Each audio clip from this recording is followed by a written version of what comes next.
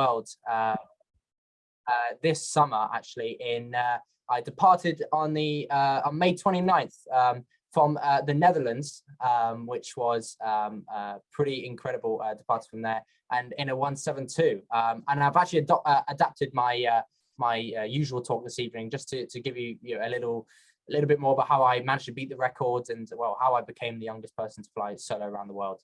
And so, well, a lot of people ask, how did I do it, and how did I fund it, really? Well, first, we need to talk about, well, it's been a bit of a roller coaster ride. There's been a lot of good luck, a lot of bad luck, but I mean, the truth is, I'm still amazed that I managed to pull it off. It was, truly a miracle that it all came together. So I'm extremely thankful for the luck that I had, and the amazing team that I had, and, well, just the fact that I managed to pull it all together was incredible. So the main question I get asked is how do you fund something like this? And, well, this is the main reason. This is the main way it was funded. I don't come from a wealthy family. I come from a non-aviation family as well as that, and so sponsorship was the main way I was actually able to fund a trip like this. I mean, not only is it the easiest way and the fastest way to raise money, but it's without me raising this money, it would have been impossible. So luckily I was going for a world record, which made it a lot easier. If I was just saying, oh, I wanted to fly around the world and not beat any records, it would have been a lot harder. But a massive help from all the sponsors.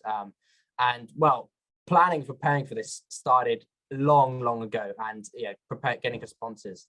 It actually started when I was just 14 years old. And you have to imagine, on the left, you got a marketing director or big CEO of a company reading a letter I've emailed to them or mailed to them, and say, oh, hi, I'm a 14-year-old kid and I want $100,000 so I can fly around the world at the age of 17. And they're probably going to laugh and think, what? There's some silly British kid. Well, what's he going to do? It really was a challenge, and so they chuck it in the bin probably most of the time. But, well, 99% of them did that, but the 1% actually made this possible. The 1% that believed in me, they made this possible, and so I really couldn't have done it without them. So every kid, really, normal kids, I guess, that's not really the right way to put it, has a dream, whether it's to be a Premier League striker. This is soccer over here. We love it a lot. Football, we call it over here. Maybe an astronaut, a rock star. We love maybe a race car driver over here as well. So that would be really cool. But the main question is, why not sponsor them? We need to sell the dream. Make these dreams possible, and marketing directors and company owners are the way to make this possible. And so that's what I was trying to do with my dream and make this a reality. So I really need to take you back a little bit more. This is me when I was just 5 years old. I've always loved to wander off, always been a bit inquisitive, I guess. And I used to follow my dog actually out of the dog flap we had. We'd go off walking, and my parents would find me in the nearby fields. We'd actually get a call from the local village pub, the local pub we have over here in the UK. Be there trying to get a glass of orange juice or something like that. So I've always loved going off by myself. Well, I've always had a gene for adrenaline. This is my dad and me on the front of the motorbike, and well, this is the dog here that I was calling through the dog flap with. But you can see, it means health and safety. There's nothing here at all. My dad's the only one wearing goggles, and here I am just gripping onto the handlebars, having a great time. But I've always loved the adrenaline and speed and, well, vehicles. Really, it's always been something that I've loved. But really, the main thing I've loved is aviation. That's what I've loved the most about. But at the start, I thought, being a pilot, especially over in the UK, it's really difficult and really expensive, and not just UK, Europe. It's quite difficult and very expensive to become a pilot. And so I thought, it's not a reality. But I still had dreams and I still had goals. And I actually used my love of motorsports to get into racing. I started off with go-karting, but we couldn't afford that. My dad and I couldn't afford it at all. So I switched to dirt bike racing, motocross racing, call it over here. And this was well, a lot of fun. Taught me a lot about well, racing, of course, and being by myself, and having fun by myself. And funny enough, actually, I left this out of the sponsorship proposals I mentioned earlier, just in case the marketing directors, whoever, thought I was a bit too crazy to be trusted to fly around the world. Even though there I am, you have to be quite crazy to think of a plan like this, to fly around the world by yourself. But I continued on, and eventually actually taught myself to ride a unicycle when I was 14. No reason apart from my dad. He bought a rusty unicycle, I think, on eBay, and I still don't know why he did it. He just showed up with it. I don't know if he found it on eBay or if he actually found it like dumped somewhere. But he brought it home, just said, "Hey, Trav, I've got this unicycle." And a couple of days later, I started watching YouTube videos, actually, how to ride a unicycle. And within a few months, I was actually riding perfectly by myself and taught myself how to ride it. And eventually went on to actually do a triathlon and do the cycling segment of the triathlon on that unicycle. Obviously didn't win, but it was a massive challenge riding that, and a lot of fun. And obviously this is something that sponsors loved. It showed that I was independent and I could make a trip like this possible. From the very start, I've always loved martial arts as well. Loved kickboxing. I eventually got my black belt when I was 12 years old, and I went on to win 9 national titles by the time I was 15 for the Great Britain team. And I was actually due to go on to the World Championships in 2019, but I chose between kickboxing and my around the world dream in the end, because the around the world dream and flying was what I was really, really interested. And you can see here, I was still a kid, and watching on my phone here, I was probably I think I was watching plane videos, something like that. Always loved it. And well, it's just been in my passion, in my blood, really, and I've loved it. And so this is how I got into it. My godmother actually knew that I was so into aviation that she bought me a gliding lesson when I was just 12 years old. So this is me actually in the back seat of the glider. And if you don't know, I'm sure a lot of you know that when you train in a glider, you have to sit in the front seat to train. But I was too light to sit in the front seat. Otherwise, the mass imbalance, the center of gravity will be out. And so I actually had to sit on a 45 kilogram lead cushion. I'm not sure what that is in pounds, but you're really, really heavy. Over half my body weight at the time just to sit on the front seat of the aircraft, of the glider. But the hard work eventually paid off, and I flew solo in a glider on my 13th birthday. Sorry, not 13th birthday, 14th birthday, which I believe is the same as the US. Is the youngest person. Is the youngest you can fly a glider. Well, that's certainly the case over here. And it's at my local airfield. Wickham Air Park is my local airfield and local airport. And it was an amazing experience, and definitely one of the scariest things I've ever done, flying by myself at that age. But it was just absolutely incredible.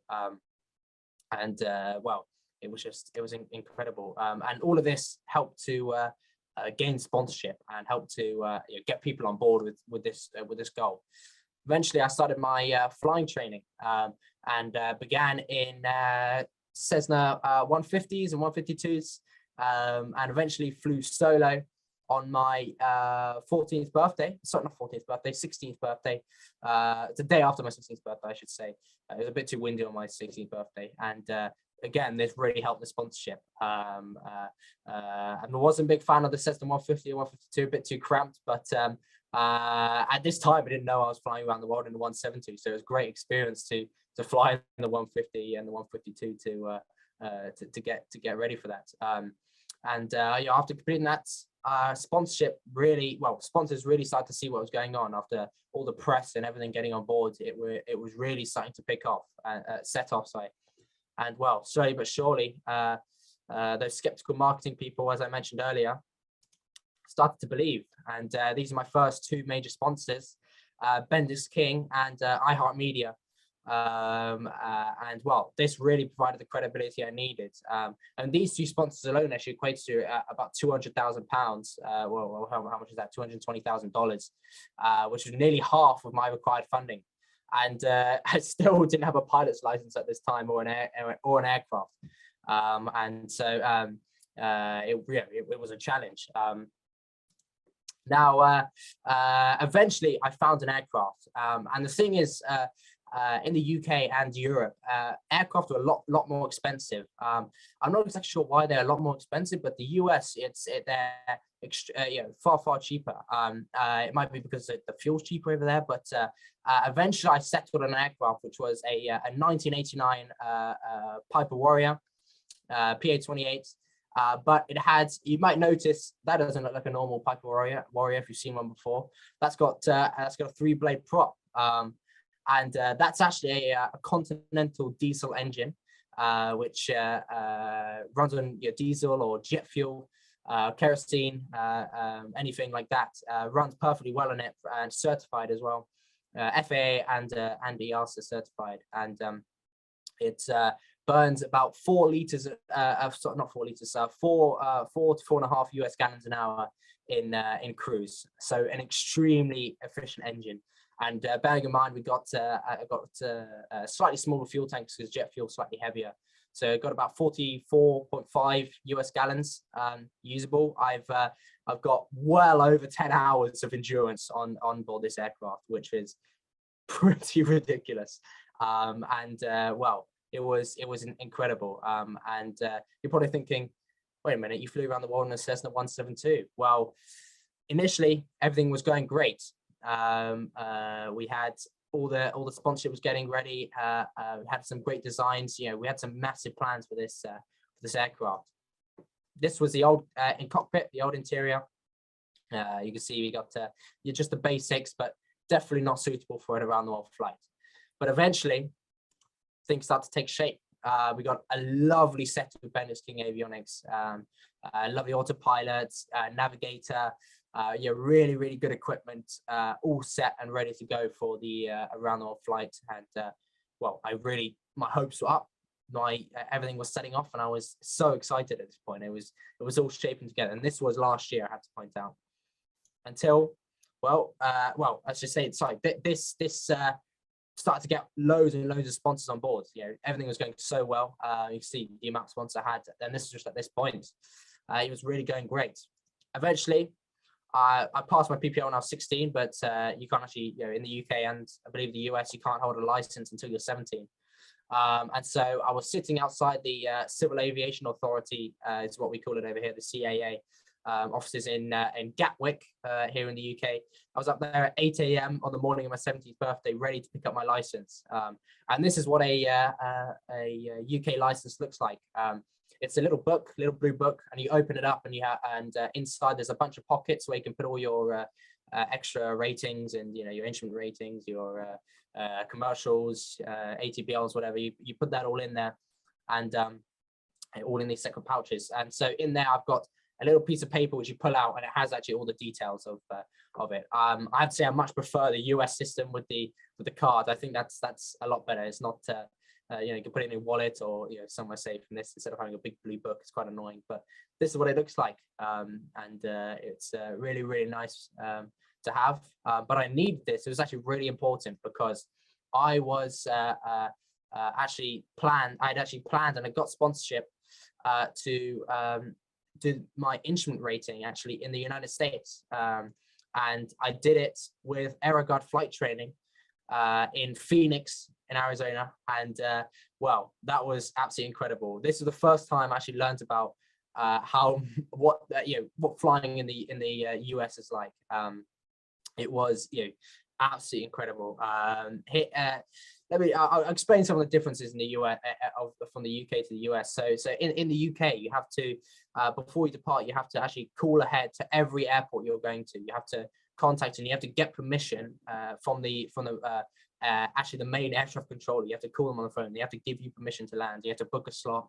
If you don't get there but in your slot time, then they can fine you or they can reject you to land. It's really really annoying. Whereas in the US, a lot of these airfields, you can just show up and land. You don't have to talk to anybody. You just, once you get there and talk to the tower and you land, it's absolutely incredible. I didn't even realize. I thought the world was like what the UK was like and what Europe was like. This is like Europe, the same as well. I have to point out, is the same as the UK, very similar to the UK. And so it was really incredible flying in the US. Really woke me up about how aviation should be. In the UK, airfields are only open. The Civil Aviation Authority has laws where you can't fly when the airfield's unmanned or something like that, which is ridiculous. So you can't land at an airfield at night because all of the airfields are privately owned and they don't want to have to pay a controller or something to be at the airfield at 1 or 2 a.m. But in the US, in Aerogard, I was practicing instrument approaches at midnight and stuff like that into loads of airfields, and it was absolutely incredible. Landing fees in the UK as well, absolutely pretty crazy as well. So and Europe. So the US was just so fun. But Aerogard got me my instrument rating, and I got my license converted into a foreign-based FAA license. And while I was there in Phoenix, I didn't just get my instrument rating after 2 months of training. I also got to learn how to do my own laundry, which was quite important for around the world flights. So this became quite handy. But in all seriousness, this is when things actually started to go downhill. Once I came back from Phoenix, the aviation company which was doing my aircraft actually took way too long to get everything ready for my aircraft. They didn't inhibit the engine. They didn't run the engine for 9 months, which eventually caused the fuel injectors to seize. And after finally starting after 9 months, they had massive issues, which was really not good at all. To be honest, if I had a whole presentation solely dedicated on the issues of my aircraft, to cut a long story short, after nearly 2 years, my plane is still there, and Bennett, and all this Bennett King equipment is all set and ready to go. It's a really big issue. But just when I thought things can get worse, no one can foresee disasters like, I don't know, a zombie apocalypse or a nuclear fallout, but really a worldwide pandemic, I didn't foresee that at all. Sponsors started pulling out, and others didn't stop sponsoring me. I lost huge amounts of sponsorship, and this was the time when I thought I had everything thrown at me, except the zombie apocalypse and nuclear fallout. And so it really didn't look like I was about to fulfill my dream. And I had to cancel my flight around the world, which was planned for last year at the age of 17. But in all honesty, this is a quote by David Niven, and he says that dreams don't have an expiration date. But in my case, he was wrong. Actually, my dream did have an expiration date. If I didn't get back from my around the world flight by July 25th of 2021, then I wouldn't beat the world record. And so, at this point, there was a lot of risks for this trip. A lot of things, I had my dad actually had to take money out of his pension now because of the lack of sponsorship to help get this on board, and it really was a challenge at this point. And we're thinking, do we actually continue and risk if this doesn't happen? We lose all this money, or do we keep going and try and make this possible? And this is where this Mark Twain quote came in. 20 years from now, you'll be more disappointed by the things that you didn't do, by the ones that you did do. And being such a low point for me, I thought about this, and I thought, what if I don't fly around the world? If I don't push for this, what will I be doing in the future? What will I be regretting? What will I be thinking, I wish I did this? And so, to be honest, I kept pushing and I kept believing I could do it. But I still needed a miracle. And a miracle came in the end. I got, thanks to my friends in Europe, had a huge amount of help. In the top left, this is someone called Emmanuel Davidson. He's the chairman of AOPA in France, and he actually found me an aircraft, the Cessna 172, which was based in the Netherlands. which was maintained by a company called Hangar One. And Garmin came to the rescue with put really nice avionics into the aircraft. And even though I was sponsored by Bennett King, they got everything ready and set and ready to go in the aircraft, which was absolutely incredible. And you can see the graphics start to take shape. And again, this aircraft had the Continental diesel engine. It's called the Continental CD155 engine. And the diesel, you get diesel, you get jet fuel everywhere in the world, whereas avgas, you can't get that everywhere in the world. You know, you can jet fuel, you can get that, you know, you can get it everywhere. And as well as that, jet fuel in the UK and Europe and the rest of the world, really. The US is really exception. Jet fuel is actually half the price or more than avgas, and so I calculated it. The fuel saving alone was approximately $25,000 at least. So just by running a jet fuel aircraft instead of a avgas powered aircraft, so it really was incredible. And having the jet fuel engine burning about 4 to 4.5 gallons an hour, I had a endurance of about 10 hours, which was ridiculous. About 1,000 nautical miles, which was crazy. And well, here was the interior in the end. Of course, I got 4 flights on 2 iPads. Everything set up. I got you see in the top right, that's actually a monitor which controls cameras, which are both internal and external. You can see just at the bottom left of that monitor controlling the cameras is a camera pointing towards me. But I got the plane actually only just 10 days before takeoff, which was not much time at all to get familiar with the aircraft and the final installation. And the onboard cameras and recorders were only fitted just the night before departure. So yeah, it really was a rush to get this aircraft ready. But the day finally came, and I departed from an airport called Tuche in the Netherlands on the 29th of May 2021. And although it was 363 days after my original planned takeoff date, I was as ready as I could be, you know, considering all the issues and complications. And I took off from Tuche on the morning of the 29th of May in 2021, with just 55 days to beat this record.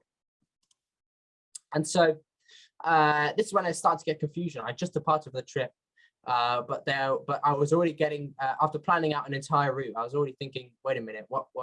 I was talking to the Guinness World Record to make sure I was doing everything properly, and they were saying, wait a minute, you need to do this and you need to do that. And the main thing they were pointing out is that they're contradicting themselves on if I need to go antipodal or non-antipodal.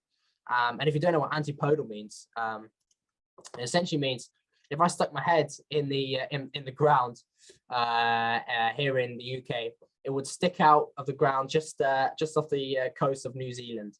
So it's essentially the opposite side of the world to where to where you are. And so it really was. And so they essentially wanted me to do something. They still wanted me to land at an airport on the opposite sides of the world to another airport I landed at. As well as that, I needed to fly the length of at least the length. Well, they were confusing me as if they wanted me to fly either the length of the equator or the length of the Tropic of Cancer.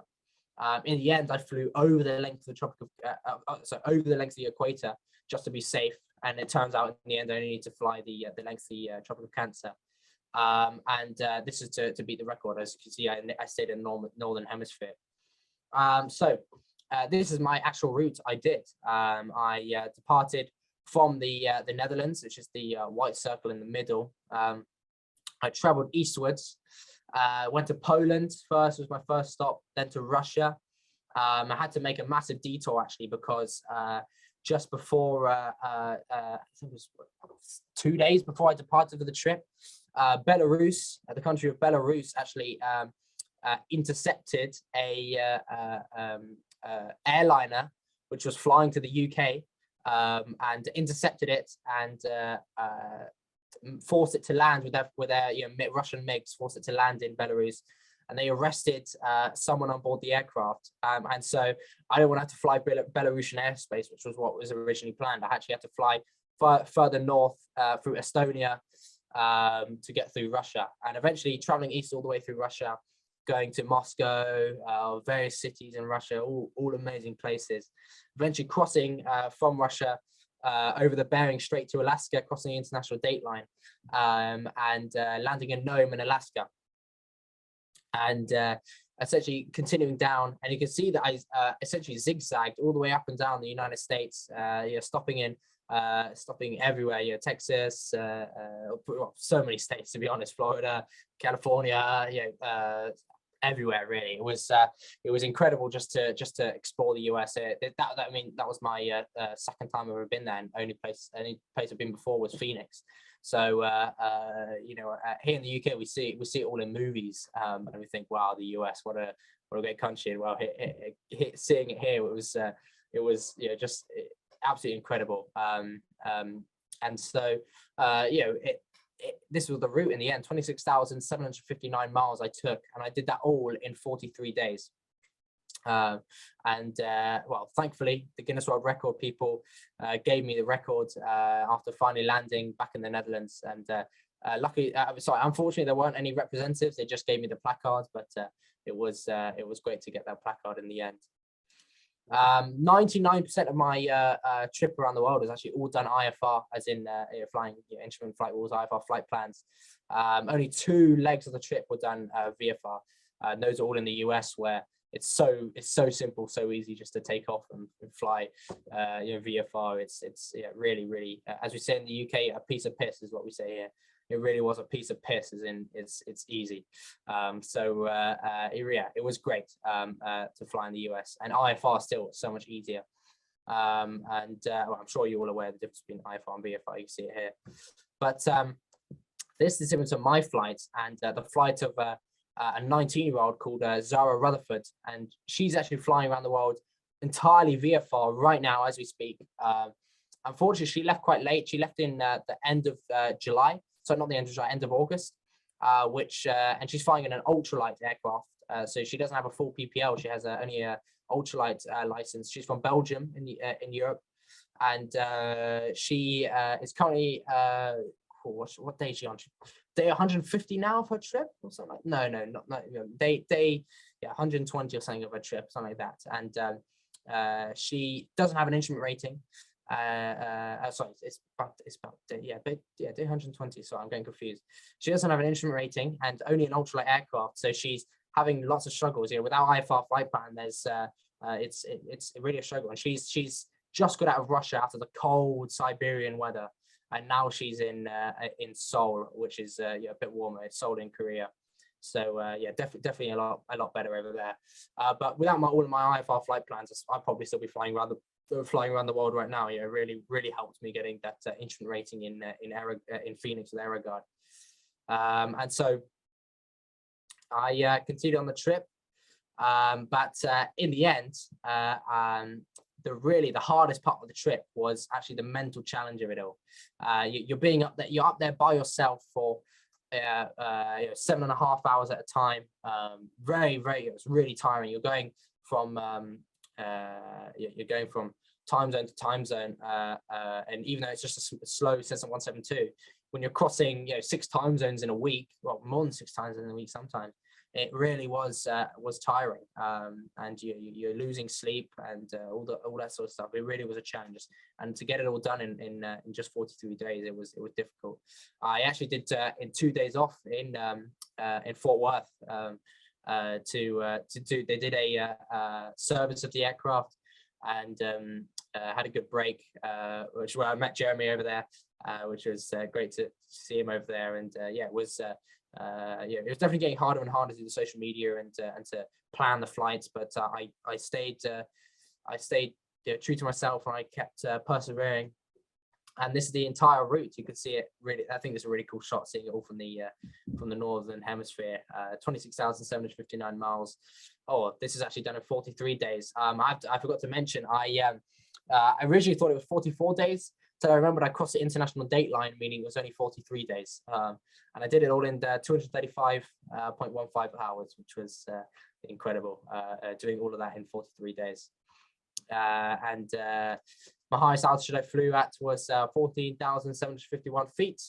This is a GPS altitude I looked at later. Obviously, I needed oxygen for that flight. Now, I'm going to go into some of the stories I actually had on the trip.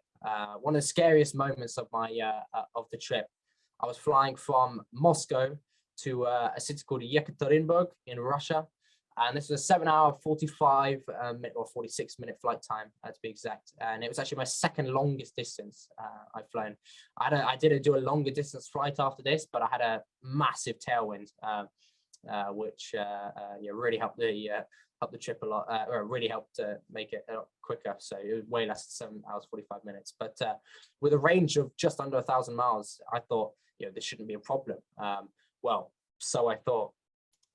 So this was actually the view of the trip, but it all started back in Moscow when I had the Russian fueler fill up the aircraft with jet fuel. But as I previously mentioned, I'd only had about 10 days of experience with this aircraft, or I only got the aircraft 10 days before I departed for the trip.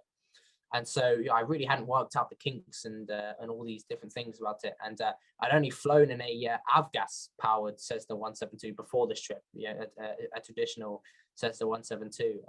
And so this is my first time, 10 days before the trip, flying in a diesel jet fuel powered 172. And they actually make the fuel tank smaller because the jet fuel is heavier. In order to get the STC, they have to make the fuel tank smaller otherwise the jet fuel will be too heavy for the wings. And so because of that and the viscosity of jet fuel, what you have to do, you have to fill the fuel tank up, and then you have to wait for the bubbles and the fuel tank to settle down. And because of that, the fuel tank drops back down again. Then you have to fill it back up to the top, wait for the bubbles to settle down. And you have to keep doing that for, I don't know, 5 or 6 times until it actually stays to the very top, which actually saved me about, we're talking, 6 or 7 liters here. Sorry, not liters, like gallons of fuel, which I actually lost out, which you can actually get by doing this. But I didn't know this at the time, and the Russian fueler also didn't know this. I was standing next to him as he's fueling the aircraft. I see it fills up to the top. I'm like, okay, that is very good. That's my Russian impression. And we put the fuel cap back on, and we do the same with the left tank, not realizing that the fuel tanks didn't actually fill up to the very top. And so remember, this is only my 3rd leg of the whole journey, and so I had very little experience in the aircraft, and missing about 6 or 7 gallons of, or 5 or 6 actually, I'd say, gallons of fuel on board, bearing in mind about 4 gallons an hour. That's a big chunk out of my my flight time. So finally departed, but the issue was I was departing out of an uncontrolled airfield in Moscow, which and getting clearance once you're airborne in Moscow took about 40 minutes. That's how long it was. So it's here, you can see me. I was circling, trying to get this all ready, and well, I've still got my estimated fuel burn is in my for my European audience, but that's about 4 gallons, 15 liters is 4 US gallons, and so it really burns a lot into it. So I'm now down maybe 2 hours of endurance on my aircraft. Bearing in mind it's about 7 hours 45-minute flight, so I'm now down to 8 hours of endurance. So you have to see. So here's actually a video clip. Right, here we go. So your 4th flight, got about 3 hours of flight time left to go, with a low fuel warning on at the same time. So yeah, 3 hours left to go, low fueling warning on, and ground speed of only 73 knots. I had a headwind at this time, and so really was getting close.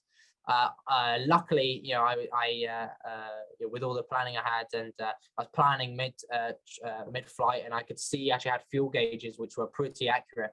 I was seeing that now I realized that the fuel gauges are reading lower than I had calculated, and I calculated that into with the I did it all, calculated it all myself, and noticed that I just about make it there with 20 minutes of fuel to spare.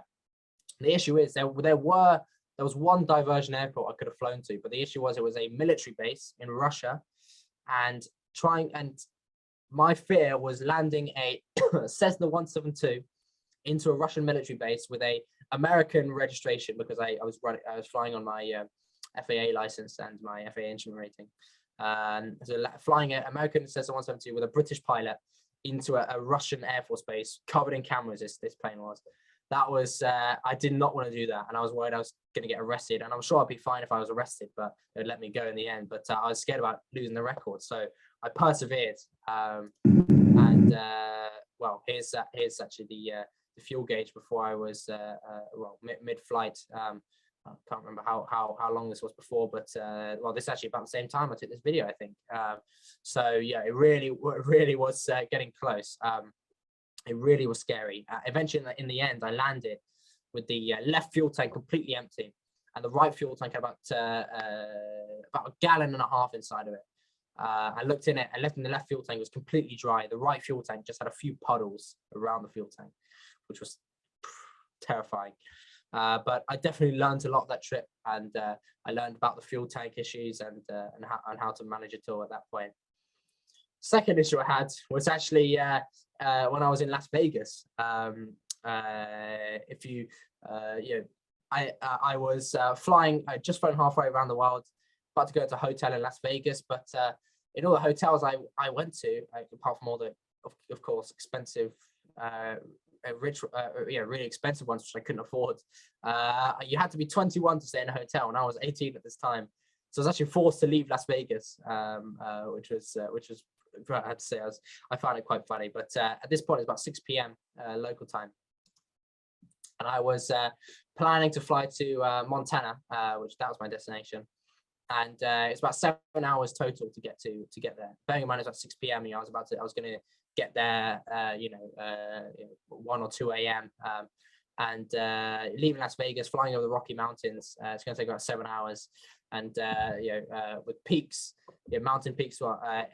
On my flight plan, the highest peak was 12,500 feet. I think was the highest peak. Peak which I was flying near. And this is my view I had over the Rocky Mountains. So you have to imagine it's what is it? 1 a.m. local time. I'm pretty sure it was pitch black outside. I can't see. I was in IMC. Can't see the difference between the sky and the ground. Can't see anything outside. No lights except what's inside the aircraft. And I noticed that my airspeed's beginning to drop. And I'm thinking, this is strange. I had to go full throttle, and I still notice the airspeed's dropping. So I turn off the autopilot. And I notice I'm having to pitch the nose up in order to maintain my altitude.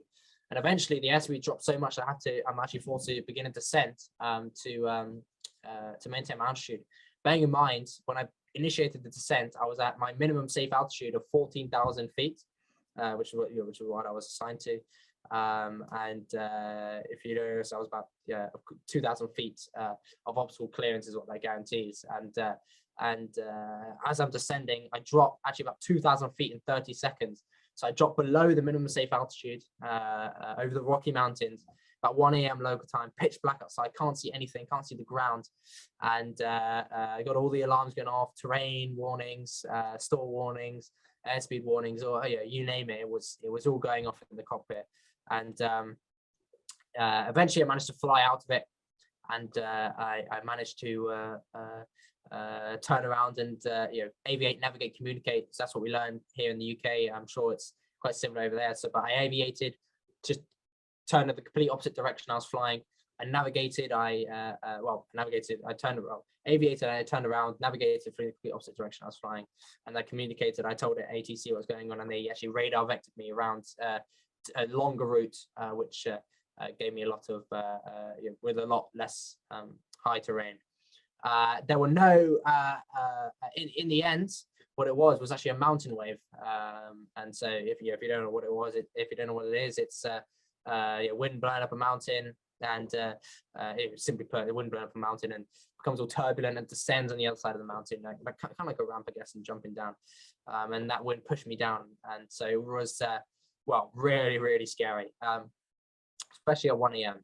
And so I definitely learned a lot I learned not to fly over the Rocky Mountains at 1 a.m. That was a main lesson learned. But it really was scary. There were no pyreps, nothing forecasted for that. And so I looked at the winds. The winds weren't bad, so it really was a massive surprise for it to happen. And here's actually a graphic from the GPS traffic, Spider Track's GPS track that I had. flying at 14,636 feet and dropping down to 12,491 feet. As you see, I was actually heading straight towards a mountain if I hadn't have turned around. So yeah, I got out of it at the right time. It was terrifying. Here's a top-down graphic flying along, turned around, and got radar vectored out again to the north. So after that scary moment, I'm just going to lighten things up a bit with just some cool photos I took from the trip. This is actually day one, departing from the Netherlands, and just getting everything ready to go. Got a GoPro on the tail of the aircraft, one of the cameras, and this is just after leaving Tuha and well, being finally on my way. Day two over Estonia, heading finally entering Moscow. That's right, finally entering Russia. It's day three actually in Moscow, having a low helicopter tour over Moscow, which was really cool. And in Russia, the airspace in Russia, they're very, it's strange. They're very lenient on their airspace. So they have restricted airspace, but you can go into it slightly if you want, and if you need to. So the restricted airspace is marked by this railway, which you can see here, and a highway which passes around the city. If you go over that, you're in the restricted airspace. But we went into that a slight bit, and like they don't care. They didn't even say it on the radio, so it really it didn't matter. And it was really cool just doing a helicopter flight over there, or a helicopter formation flight, I should say. Now this is en route to Yekaterinburg. This is the same flight I had that fuel issues, and well, this was just before I started to realize well, the dire situation of my flight. It really was scary. But after that, day 10, reaching a place called Nikolayevsk, and this is the first time I realized that I really was starting to enter Siberian, cold Siberian weather. This was a tiny, well, a decently sized town, where everyone here either works at this factory or this port in Russia, and it was really difficult to find food over here. Obviously, there's no restaurants. It's the first place I've been to with no restaurants. Staying in an old Soviet hotel, and this was my dinner. Had Nikolayevsk had dosherak, which is like a Russian instant noodle, and vodka. Obviously, I didn't actually drink the vodka. That was actually a gift from the locals at the time. But it was interesting having that for dinner, and definitely not too delicious, but it kept me going. Day 11, just after departing from Nikolayevsk, flying over the Sea of Okhotsk in Siberia, over the icebergs. I was actually at about 2,000 feet above sea level. And because the headwinds are extremely strong at the higher altitudes, so flying along over the water was really scary, because I was wearing a bright orange immersion suit, of course, trying to keep me dry and warm if I went into the ocean. But those icebergs, you don't want to crash into those, and they're massive as well. Polar bears as well. That was pretty scary. But I was actually forced to have a unplanned diversion into a place called Manili in Siberia, which was a tiny village, maybe a population of 200 people, and the only way to get to this place is by helicopter or by boat, because it's on a Siberian river. But the problem is this. So I was very lucky. This runway, there was a runway there, but the runway is for the massive Russian, Mi helicopter to have a run up and take off, because it's so big. And so luckily the Cessna 172's got short enough takeoff and landing to actually land on this runway. I think it's funny that a Russian helicopter needs the same takeoff distance as a Cessna 172. But yeah, that was cool. But landing here, no one spoke English. I had no Russian rubles on me at this time, so I was planning to actually leave the US at this time, and I was forced to spend the night over here because of the weather. And so staying here, there was a severe mountain obscuration there was no IFR routes at this time, at this location, no IFR airways or anything like that. So I was purely navigating VFR, and so mountain obscuration, I can't do that. So after getting gifted a loaf of bread here, and some fish, which they fished. I cooked that, ate it with the bread, which was okay.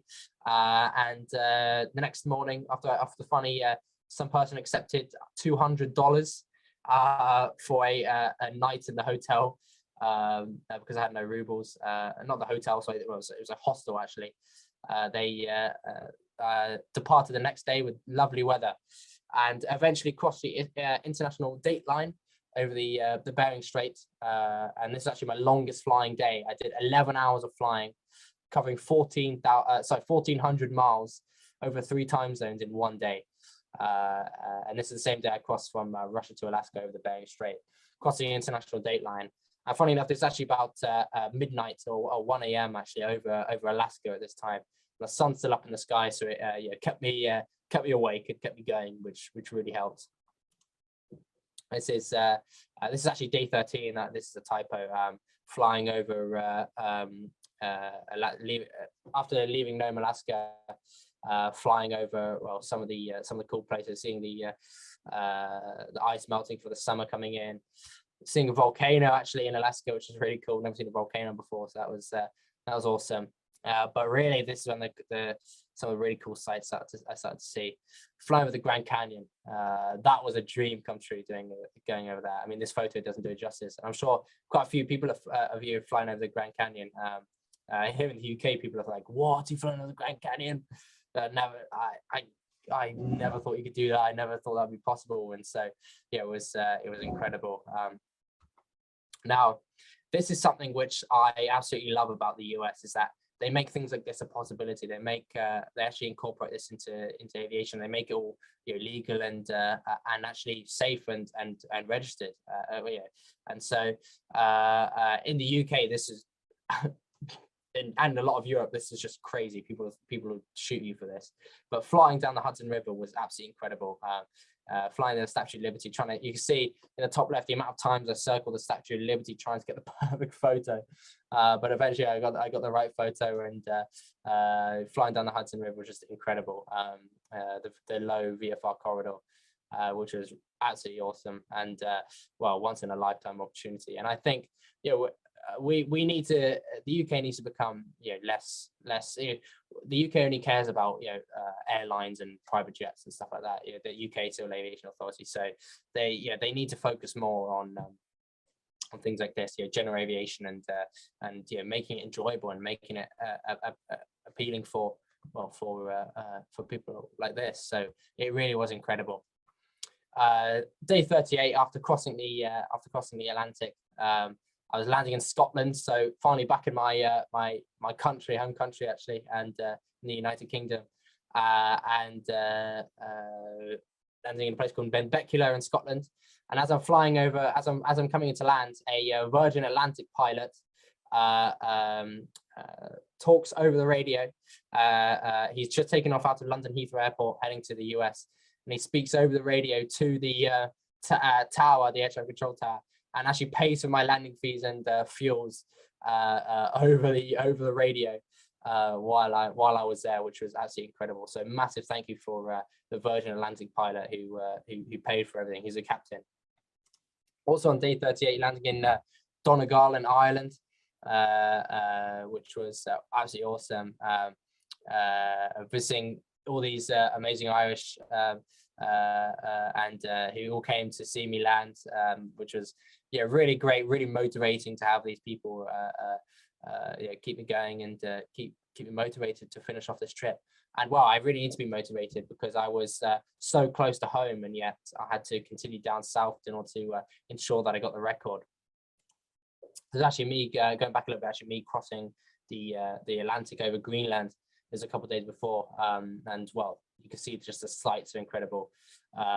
This is over the ice cap with lovely weather, lovely the mountains and the snow-covered mountains. But you don't want to have an engine failure here for sure. I remember as I was flying over, I'd be listening to every time the engine skipped a beat, or every time the engine made a slight different noise. I would be like, what was that? I stopped what I was doing, listen, think, what the hell was that?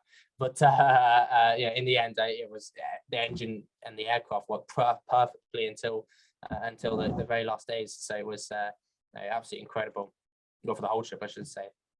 And well, just landing in Gibraltar, back in my home country, except it's on the south of Spain, North Africa. One of the remnants of the British Empire, I guess, landing actually in Gibraltar Airport. And it's a very funny airport, actually, because it's such a small territory of the UK that that there's the only way to access it is by a road, but the road goes through the runway. And so you actually have to close the road off every time a plane comes into land. And I thought it was pretty funny that they closed this entire road off with all this traffic, Spanish and British people trying to get back into to and from Gibraltar. I think it was just hilarious that they closed it all for me. But landing there, and in the bottom left corner, you can see that's HMS Queen Elizabeth, our new aircraft carrier, which was actually stationed there at the naval base, the Royal Navy base. And I could have so easily just landed on that carrier, but I probably been shot if I did that.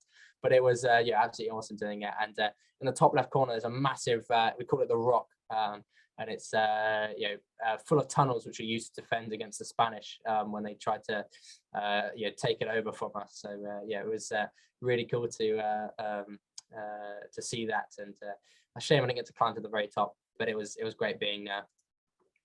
And so I've got one more slide I want to show you, but before that, this is just a cool statistic which I think just shows just how difficult a trip like this. Of all the 574 people that have traveled to space, in comparison, only 117 people have flown around the world in a single engine aircraft. So I think that shows just how challenging this trip was, and how lucky I was that it all fell into place.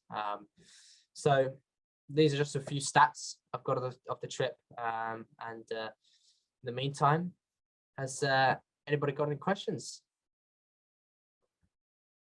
Thank you, Jeremy. Travis, I've got a really close friend of mine, Brian Lloyd, who's actually done the equatorial circumference and a Mooney. And what I would love to do at a later date is actually have both of you come on and we could share stories, because this would be really cool. He actually lives in down in Kestrel, which is in South Texas. He took a Mooney about 2 years ago and did that. That was an outstanding presentation. And I just want to say thank you so much. Thank you so much, Jeremy. Apologies for the typos. What's that? Apologies for the typos I had there. It's 2:30 in the morning in Great Britain right now, and you've got all this energy. I was at the pub earlier. That's probably helping me a bit. What's that? I was at the pub earlier. Okay. Well, you had the energy. I'm usually gone. I'm already in bed by this time. I've got 5 small kids, but yes. Well, I mean, if you've got time for a few questions, I'd love to give you a few. Absolutely, yes, yeah. Go ahead. Well, first of all, like I said, I'm serious. If you'd be willing, I'd love to have you come back in the future with Brian, and let's do a roundtable. Would you be up for something like that? Because I think that'd be kind of cool. I would definitely be up for that. I think that'd be a lot of fun, and great to talk to someone who's done something very similar. That'd be great. Because he's a wealth of knowledge too, and what he did is he wanted to. Are you familiar? Do you know Brian by any chance?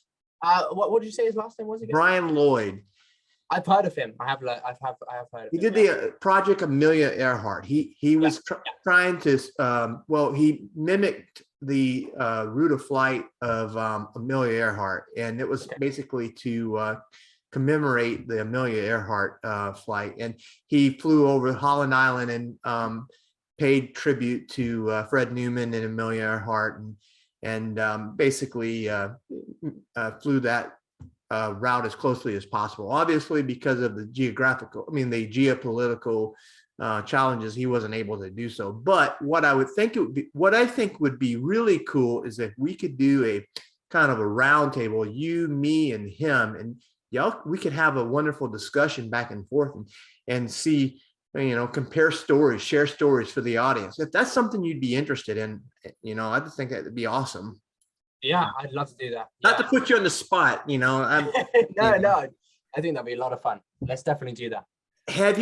Are you, and maybe you've published something about this. Are you writing a book about some of these stories? I am. I'm actually in the process of writing one right now. You should.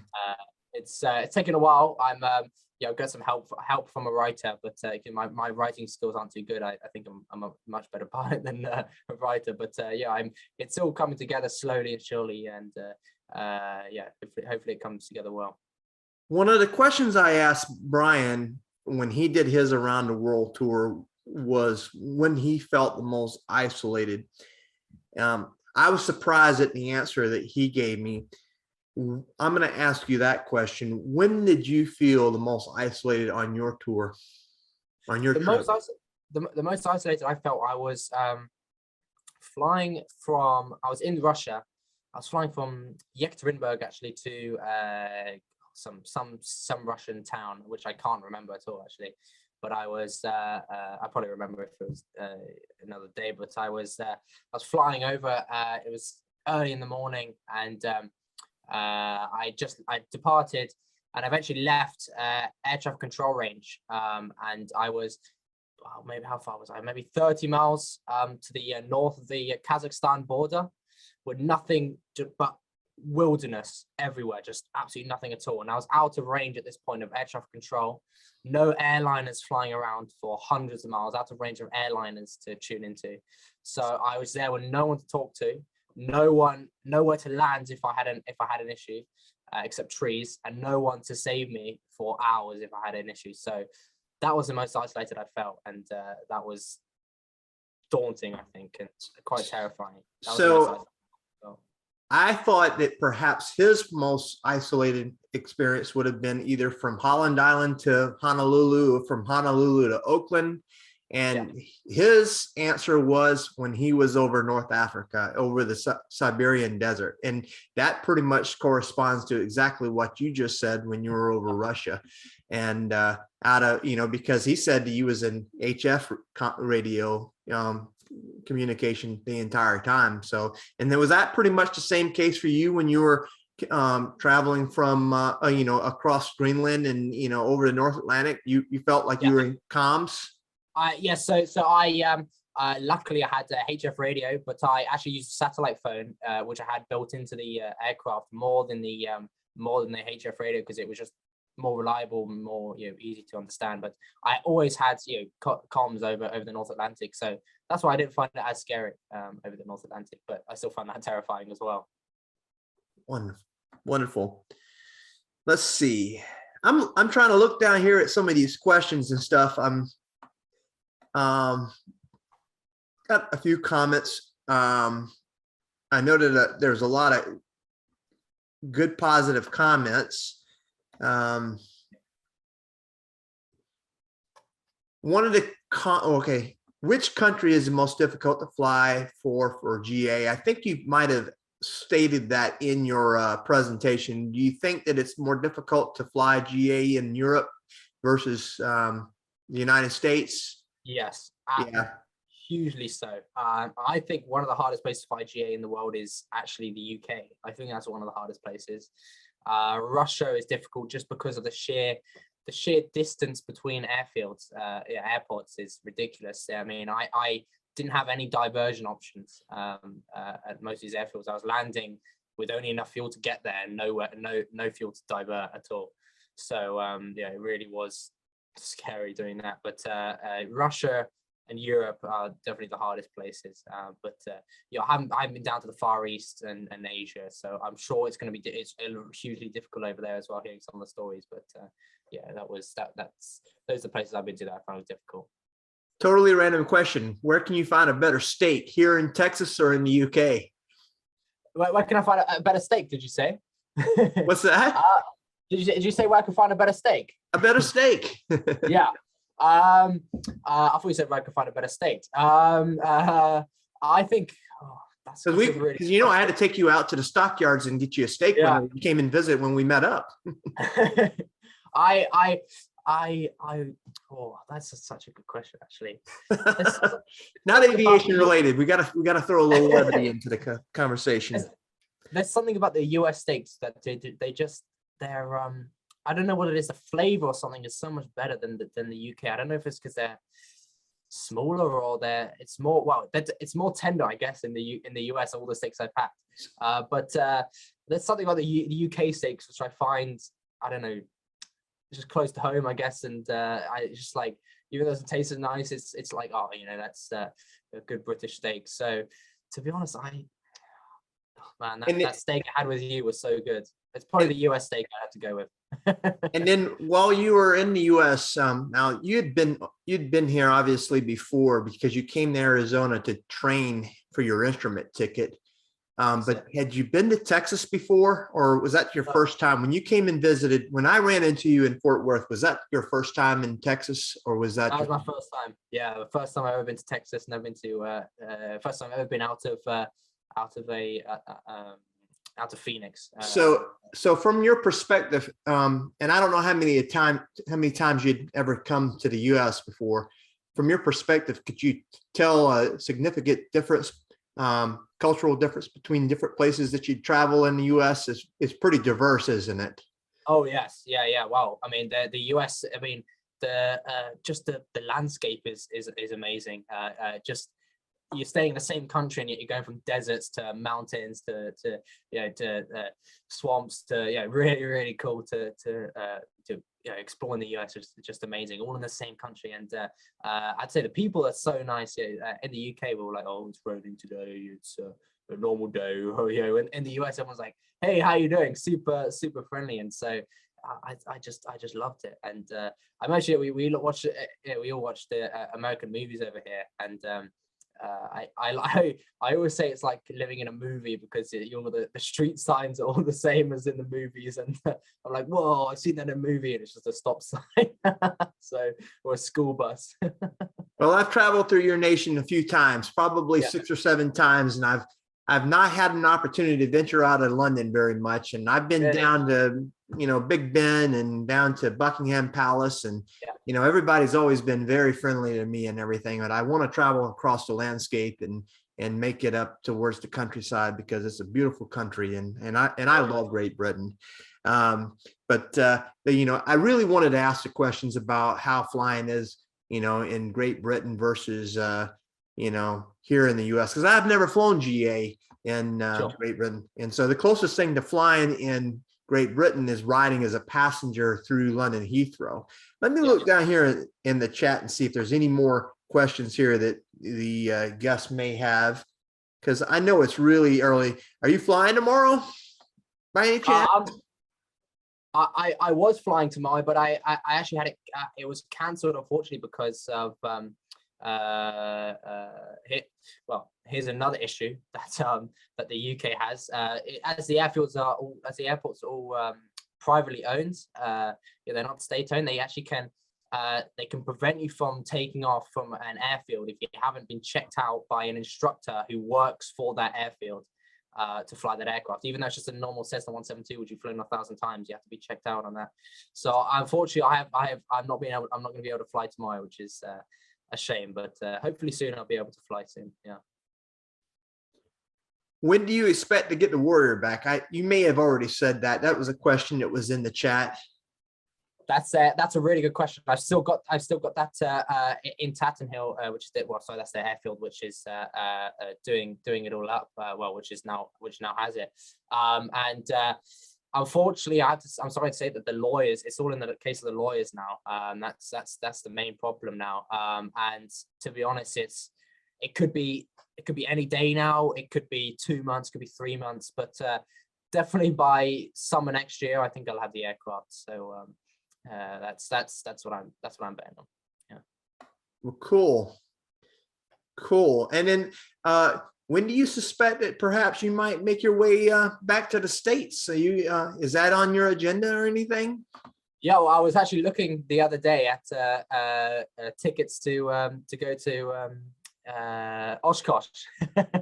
I've still never been to Oshkosh. My original plan was to, as I say, fly around the world last year at 17 and do one of my stops in Oshkosh around the world, and so that was one of the plans, but never managed to do that. And so that's something I want to go is go to Oshkosh. But I also want to just I'm quite interested in actually going to studying in universities in the US, getting a degree in the US, and my dad lived in the US for a little bit, and so he knows a lot about what it's like over there, and he just says you'll have a blast in the US. And well, from what I've experienced, I think I will. I'm pretty partial to the US, for obvious reasons, but I've done a lot of things outside and abroad, and served in the military, so I have a very special love and attraction for this country for reasons. But awesome.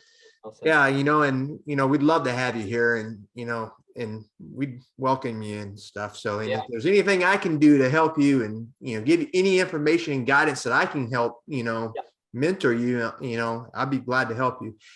Another big air show you might want to consider is Lakeland Linder, the Sun and Air Show. So sounds fun. Okay.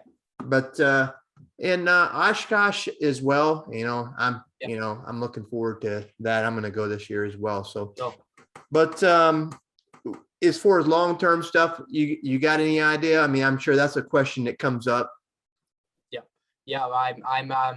I mean, of course, in the short term, it's the university, but I'm quite interested in electric aircraft, and I think that's the future of aviation, especially in Europe, because of just the insane fuel prices.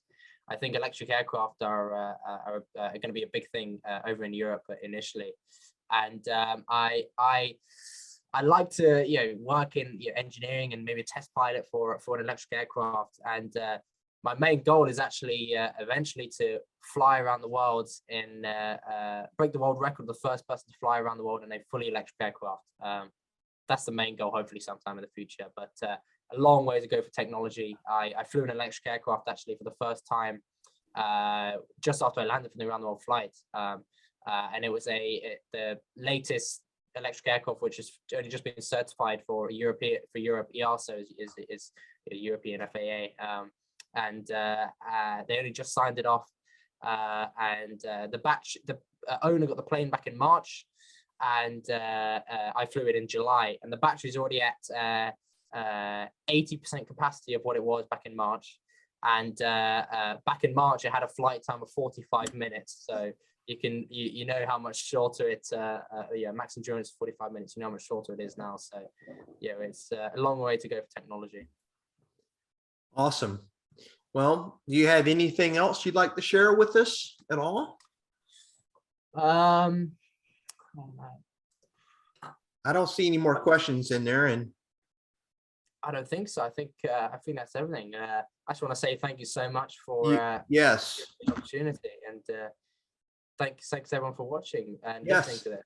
And like I said, I'm serious. I mean, I'll talk to Brian because this is the light bulb popped in my head here while we were chit-chatting. I said this would be a really good idea to perhaps have a round table with Brian and everything. You started talking about flying over the isolated parts of Russia. I said this would be a really cool deal.